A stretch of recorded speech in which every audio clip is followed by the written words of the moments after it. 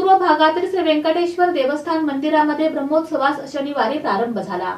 पूर्व भागातील श्री व्यंकटेश्वर देवस्थान मंदिरात शनिवारी ब्रह्मोत्सवास सुरुवात झाली। सायंकाळी 6:30 ते 9 या वेळेत स्वस्ती वाचन, विश्वसेनाराधनम, पुण्याह वाचन, मृत्संग्रहणम, वास्तुपूजा, रक्षाबंधन, यागशाला प्रवेशम, अंकुरारोपण आदी धार्मिक विधीनं हा सोहळा संपन्न झाला। मंदिरावर रंगबेरंगी विद्युत रोषणाई करण्यात आली। पूजास्थळी आकर्षक फुलांची सजावट करण्यात आली आहे। मंदिरातील मूळ मूर्ती व उत्सव मूर्तीलाही फुलांची सजावट करण्यात आली आहे। दाक्षिणात्य पद्धतीनं संगीत वाद्यांचा सूर, पुरोहितांकडून होणारा वेद मंत्रोच्चार यामुळे मंदिरात मांगल्य आणि पवित्र असं भक्तिमय वातावरण निर्माण झाले।